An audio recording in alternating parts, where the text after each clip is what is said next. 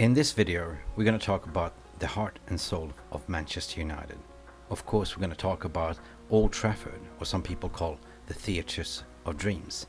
Now, since the acquisition of Sir Jim Rattcliffe's 25% of the footballing operation of clubs, there's been a lot of speculation what is going to happen with our beloved stadium. Will it be refurbished? Will it be knocked down, bulldozed, or will they build a brand new stadium next to it? Media has been throwing out bits and pieces to say that Sir Jim Rattcliffe is seeking governmental funds, about 2 billion, to fund this stadium, meaning taxpayers' money, which has spread a lot of anger within the global Manchester United fan base. You see, media has an agenda, and they had an agenda for many years about Manchester United under the Glazers' ownership. You see, the Glazers never invested one single penny of their own. And in fact, since the Glazer family took over in 2006, the stadium was already fully developed to its full capacity, about 76,000 seats. And they have not done one single thing to the stadium. So when the Glazers bought Manchester United, they bought an iconic, state-of-the-art stadium that everyone knew. We talk about Wembley, we talk about Old Trafford, we're talking about the Bernabeu, we're talking about a lot of Olympic stadiums that are well known, but that was back in 2026. And ever since then, the Glazers have not done anything to the club or to the stadium, just draining money, putting piles on debt into it. So no wonder fans are asking, who is going to invest in this stadium? Will it be the taxpayers, or will it be Jim Ratcliffe himself? And the media is fueling the fire, as per usual, what they've been doing for the past 10 years and more since Sir Alex Ferguson left, to spread more lies about the club and to make more clicks on their articles and social media posts. And you fans are the ones that are suffering. But here on this channel, we're going to disclose what is the truth. Is Sir Jim Rattcliffe seeking governmental funds? Is he taking a loan to pay his new development of the stadium, or will he knock it down? Or is it just media agenda? In this video, we're going to talk about everything, put it down on the table. But before we continue, let's go down in memory lane. And further down, I'm going to speak to one of my expert panelists as well, Bilal Jogi. Please don't forget to like and subscribe to this video, and let's do this.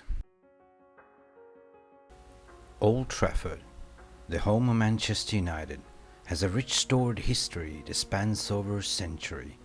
Originally opened in 1910, the stadium has grown and evolved to become one of the most iconic football venues in the world.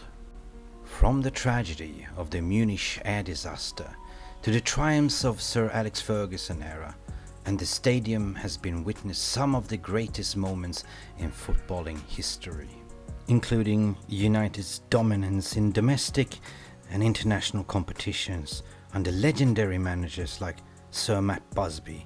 Sir Alex Ferguson has also hosted various of international matches, including FA Cup finals and UEFA Champions League matches. The stadium is known as the Theatre of Dreams for its iconic features, including the Sir Alex Ferguson stand, formerly known as the North Stand, the Stretford End, and the Munich Tunnel, which pays tribute to the victims of the Munich air disaster in 1958. Since the inception of the Premier League in 1992, Manchester United has enjoyed consistent success and growth with popular players such as Eric Cantona, David Beckham, Ryan Giggs, Paul Scholes, Roy Keane, Brian Robson, Cristiano Ronaldo, Wayne Rooney, and of course Robin van Persie. The popularities of these players is a distinguished tradition and history of Manchester United. On-the-field success with our first team have allowed Manchester United to expand to the club into a global brand with an international follower fan base. So the question is, with all this richness and history, it's an iconic cultural moment. Why would you knock down history? Or is it somebody's more benefited from it? Or is it that you can't do anything more because it's past due date? Let's bring in Bilal Jogi to the stage. Let's talk about it, cool and composed. And let's see, is the media spreading misinformation? Or is Sir Jim Rattcliffe actually seeking funds, taxpayers' money, to pay for this?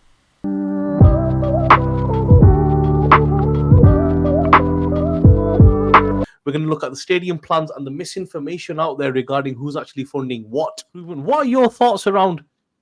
Then I'll give my view on what I digged out on this. But the stadium plans and what they're proposing.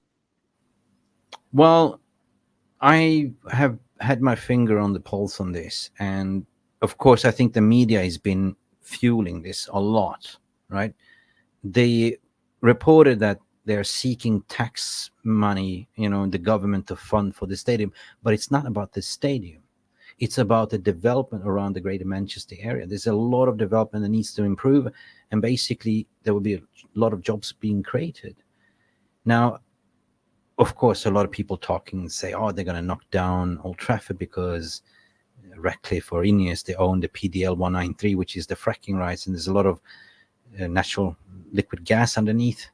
It's a lot of speculations, but at the end of the day, Glazers did something similar with Tampa Bay Buccaneers, right? When they bought it.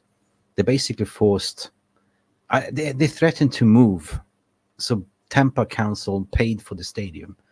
So that is now worth $1 billion in assets. So does it say that he doesn't have money to invest? I don't think he can invest his own money. And why would he invest in his own money? As what we discussed in this podcast before, turn debt to equity. He's pumping in 300 million to his own, according to his manifesto, But I think it's a clever move to involve, to get the council to pay for this, make it a tourist attraction, create jobs. And why wouldn't they invest in that? But I think that a lot of fans are turning on, oh, he doesn't have money. And I think they're going to name it you can, there's so many ways. If you look at Jean-Claude Blanc, what he did with Juventus, he did the same thing, right? He built the latest stadium for a minimum budget by seeking sponsorships.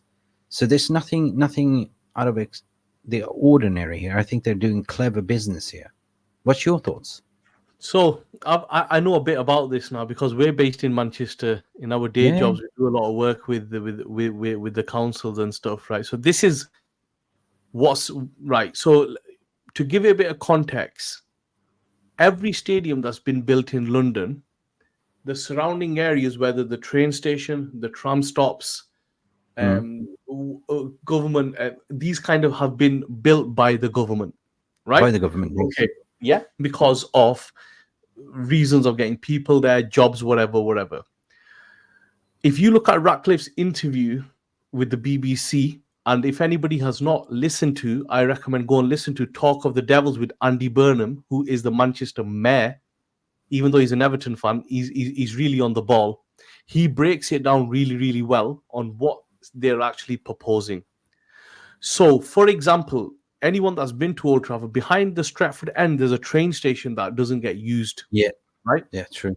There's a train line for freight, which at the moment causes a lot of problems for freight coming into Manchester.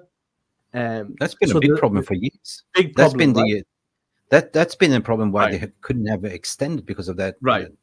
So what United are saying is we'll build the stadium and we'll build on our 50, 60 acres of land, whether we move the stadium or we redevelop the stadium, right? They own the land bank. Yeah. It's about 60 acres they own around there, I'm pretty sure, because they own the most car parking space compared to any other ground in the country. Yeah. Right. But what United are saying is, okay, why don't we make this even bigger, right? Because on the side of Old Trafford, you've got Media City, you've got other derelict land or space that can be used. So United are saying, okay, we'll build a £2 billion stadium, right? No problem. How we finance it, whatever, we'll build it. And Andy Burnham said that the financing of the stadium will come down to Manchester United. Yeah, 100%, yeah. What United are now saying is, why doesn't the government improve transport links to the stadium and past the stadium with trams and trains? Number one, which will come down to the government, nothing to do with United. Number two is, why don't we together with all the other people that are on this committee look at creating more jobs, retail space, living space, which would be on the government land, funded by the government, but an overall bigger project which will come up with a leveling up of Manchester. That's what I believe too. I mean, that's what I heard too. Somewhere, it is a catch-22 situation that, Manchester United PLC would absolutely build the stadium for their own by finding, sponsorship. It might be called, I don't know, Mercedes Stadium or whatever. But what you said, that is absolutely creating jobs and developing that area, which is most important, exactly. which includes the transportation, because there will be thousands of millions of tourists coming. Just on housing, so in that area, so the people or the listening or what that don't know this, there's locals that live further down. How can they benefit from this? How Yeah, can everyone will jobs benefit. be right? So that part doesn't come under Manchester United, because United can put up a £2 billion stadium tomorrow, no problem. But what they're saying is, where you have to understand is, and Andy Burnham has confirmed this in Talk of the Devils, they want to make it even bigger. Bigger. The whole That's why they say project needs to be bigger. the So biggest, the Wembley of the North kind of thing. yeah, the Wembley of the North, whatever you want to call it, right? But what they're saying is, where there's government land and there's government where they can help. For example, they can add the train station to the back of the stadium. They can expand the freight line so more freight can get into Manchester. They can take the tram to Old Trafford. They can create more housing, more jobs. They're saying to the government, why don't you get involved? We'll do our part. You do your part. And True. in the BBC interview, if you watch that on iPlayer, or I don't know how you'd watch this internationally, Ratcliffe has clearly stated he doesn't expect the government to finance any of the stadium, but the extended parts he does, because they have done this at Tottenham already, and they've done this at West Ham. Well, that's exactly what they've done. So it's basically logistics side of it, right? That's what it is, And I paid attention to that as well. It's nothing to seek about money for building the stadium. It's the overall surroundings, which is, I scratch my back, and I scratch your back, you scratch mine. It's a catch-22 situation, isn't it? Right? So it works in everyone's favor. It's good for the community. It creates jobs, creates housing. They're probably going to build a shopping mall, XYZ, a new hotel. If you look at Mick, if you look at the committee that he's put together, he's put Seb Coe on there, right? Yeah, who's 100%. got serious political weight and has built something on a very large scale. Gary Neville. He's put the Peel Group on there. So anybody that doesn't know, the Peel Group own Media City, Manchester Airport, and they used to own the Trafford Centre. So they are very familiar with that whole area. He's got Andy Burnham on there. He's got Trafford Council on there. And now Salford Council are also joining this committee. And the interesting thing was, in that podcast, when I listened to it, they were saying that they expect to get this moving really quickly. It wouldn't be years. They want to move very quickly on this.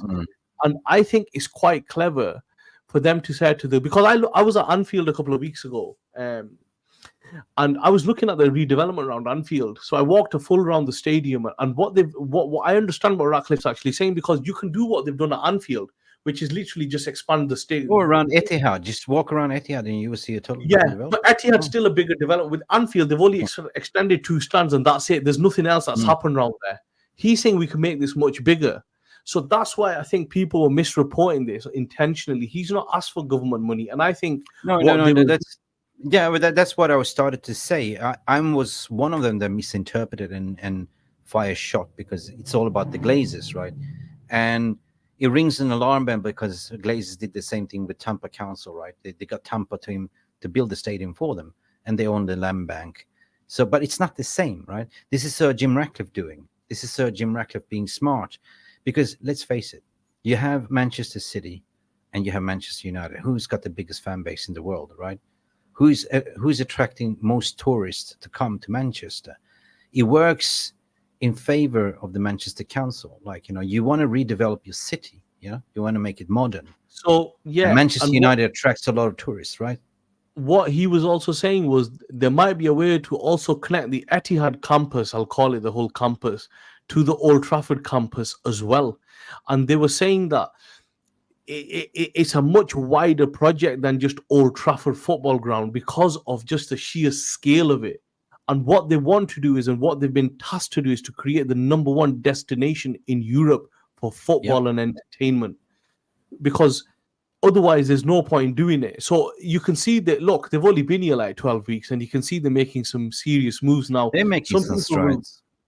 Some people will say that they want them to make a new stadium overnight and just announce it. I think it's not that easy, because so many stakeholders that involved planning X, Y, Z. But But I think I also heard that, since Old Trafford wasn't nominated in the Euros to be part of one of the stadiums, that was a big alarm bell. So we need to do something. Uh, I don't know. well, People are getting. The reason Hmm? it wasn't, according to Andy Burnham, the reason it was not mentioned for the Euros was that United have already actually done a lot of work on a rebuild or a reconstruction of the old ground, and they want to put this into action. So when that tournament is happening, it'll already be in rebuilds or reconstruction stage. So what's going to happen with Old Trafford? Are they going to knock it down? I think so. Wow. I think they'll knock You- it down, and they'll You're build a yeah, smaller stadium on there. yeah, yeah. Well, Because you still, even if we developed it, you still, foundation infrastructure wise, it's still a it's 100-year-old stadium. you can't do. I mean, that's what I've been saying. Like it's overdue, right? It's been And left to rust, and you can be sentimental. I would love to see development, but they've hired professional surveys to actually do assessment, and they say you can't. First and foremost, the ground is not stable where it stands, and it can collapse anytime. If you add more weight to it, it will absolutely be a but make catastrophe. what the interesting part is, if they redevelop it for 1 billion, let's say that increases revenue. I'm making these numbers up just so people understand. If they redevelop Old Trafford, it'll increase revenue by, let's say, 50 million as an example, right? Mm, mm. But if they spend 2 billion and build a new stadium with a fun park and everything, it could increase revenue by 150 million. Yes, So yes. And it's, why would you want that? Like, football has changed. and because a And lot of people make if sense. you're turning a new page, sorry, if you're turning a new page, you're turning a new page, a total new page with a new stadium, the latest and greatest. If you've been to Tottenham Hotspur Stadium, you go like, wow, that is the shit. You could rebuild Old Trafford, but the still problem lies the same, the railway. That is the Achilles heel. So that's why you have to move it to build a bigger stadium. Yeah, and also what you have to remember is when people are saying, well, if they go to 90,000, it's only an increase of like 25. But no, it's not an increase of 25, because capacity wise, yes, but it's, you're underestimating the increase in hospitality of bars, extra True. suites, Yep. extra, the Sir Alex Ferguson suite, all that which is not being equated for, which will increase revenue. But 100%. what he did say in the BBC interview was, if you look around Old Trafford, there's not much going on. For the space, United have that much car park. Yeah, Liverpool yeah, I don't have know, I any know, I car know. parking space. The massive United have or so much dead car industry parking space. space. I mean, massive dead industry space, massive dead land banks that could be developed, and For that's me, what they want to do. Yeah. because they've got Seb Coe on this, who built the Olympic Park, and he's got Mm, serious political weight. Andy Burnham's on there. Anyone with mm. any weight is on. To me, that tells me they're trying to build a new stadium and they want to get it through quickly. They're Hence gonna why they build a have new these stadium. decision makers on the Yep. committee, because they want If you to. It'll get through the bureaucracy a lot quicker. if you remember the interview that Ratcliffe had with BBC, that was his first priority. He said about Carrington, it's not a priority, it's to build the stadium. He said Carrington is good enough. It's a modern, it just needs a little bit of a facelift with the latest equipment. The training ground is awesome. It's just that medical staff needs to be replaced. You need to invest in more modern equipment, scientific equipment, X, Y, Z. The rest is good, right? That's what Absolutely, he said. absolutely. So let's hope that kind of, we start getting some more news on that. I think on that talk of the Devils, it said by next season, start next year, we'll have some clarification on there. Talking Now, of, there you have it. Media is talking gobshite again, as per usual, creating misinformation, spreading lies. They want you to believe that their story is the story, and at the end of the day, as a fan base, you fall for the headlines, but they benefiting from the clicks.